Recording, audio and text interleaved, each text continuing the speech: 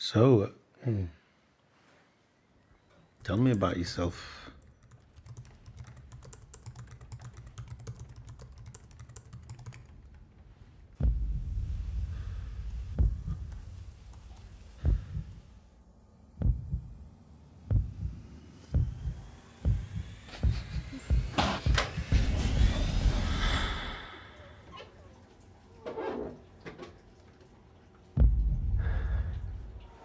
It's great to meet you. Great to meet Every you. time we meet you, it's in a strange place. Last time it was London. Yeah. Mick, your film, Sebastian, has been getting raves. We gave it away, but from everywhere. Without giving it all away, can you just tell us in your words what it's about? It is about a young writer, young queer writer living in London who begins a double life as a sex worker to research their debut novel. And it's really a coming of age story. It's about a 20-something young guy kind of looking for their sense of self and looking for their artistic voice as well in the big city.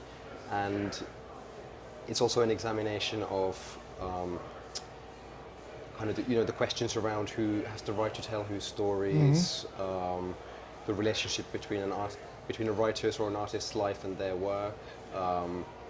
For someone whose life informs their work, would they kind of choose to live their life in a slightly different way for material?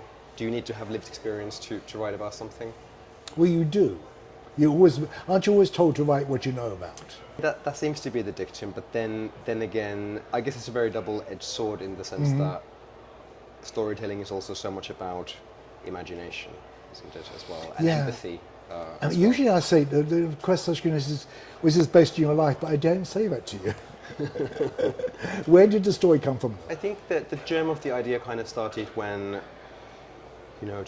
after university I moved to London, and it kind of slowly dawned on me just how many young gay men, young queer men were involved in some kinds of sex work.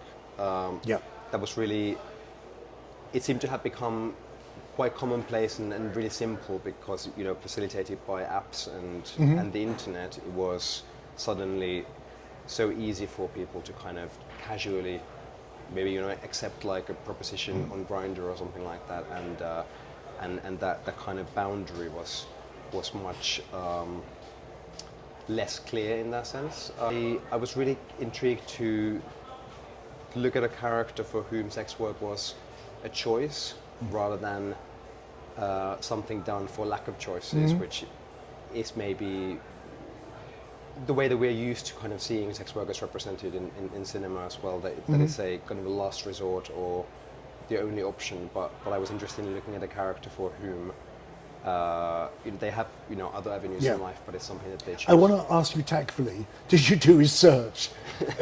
Well, how do you do research? Well, like I said, I know a lot of people who have done sex work or do sex work. So yeah, I've had a lot of conversations with people in that world, and also just even studying kind of escorting websites tells you a lot about. It's a window into kind of the mind of a character as well, and